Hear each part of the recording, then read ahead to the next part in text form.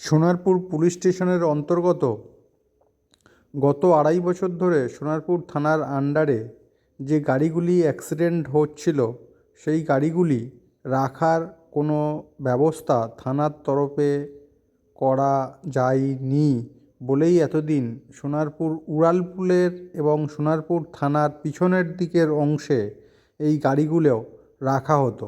এর ফলে সাধারণ যাত্রীরা প্রায় অভিযোগ করত যে ব্রিজে এভাবে গাড়িগুলোকে রাখার ফলে তাদের যাতায়াতের বিরাট সমস্যা হচ্ছে এবং মাঝে মধ্যেই এই উড়ালপুলে গাড়ি রাখার জন্যেই সাধারণ যাত্রীরা উড়ালপুলে ব্যাপক যানজটের শিকার হচ্ছিলেন এবং থানার পিছন দিকে উড়ালপুলে গাড়ি রাখার জন্যে যে ব্যাপক যানজটের সৃষ্টি হচ্ছিল তা মেনেও নিচ্ছিলেন পুলিশ কর্তারা, কিন্তু কোথাও কোনো ব্যবস্থা না থাকার জন্যে এতদিন এভাবেই চলছিল।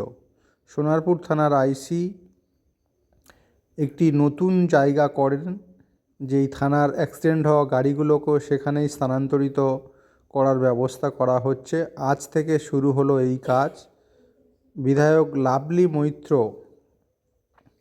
কাছেও ফেসবুকে অনেকে অভিযোগ করেছিলেন এবং এই বিষয়ে কি বলছেন লাভলি দেখে। একটা সমস্যার কথা আমাকে জানিয়েছিল ফেসবুকের মাধ্যমে, আমার পেজে আমাকে ফোন করে যে সোনারপুর ব্রিজে একটা অনেকটা জায়গা গাড়ি দিয়ে ব্লক করা থাকে এবং এই গাড়িগুলো মূলত থানা থেকে যে গাড়িগুলোকে আটক করা হয় সেই গাড়িগুলো প্রশাসনেরও কোনো সত্যি ছিল না কোনো জায়গাতে রাখার জন্য, এবং তার সাথে ওপারে ব্রিজের ওপারে কিছু পাবলিকও তাদের ভেহিকেল পার্কিং করে চলে যেত।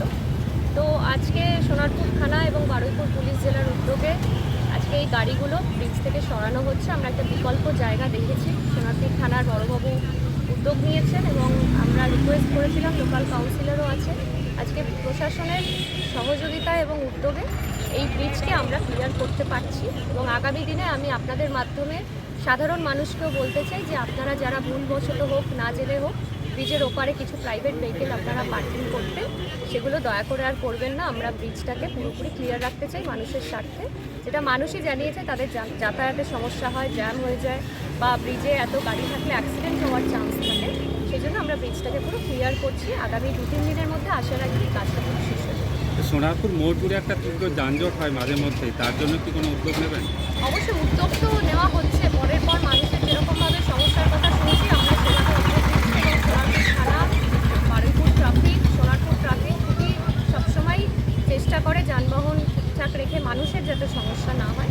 আগামী দিনে এরকম সমস্যা থাকলে নিশ্চয়ই আমরা কথা বলি, সেটাও উদ্যোগ নেব।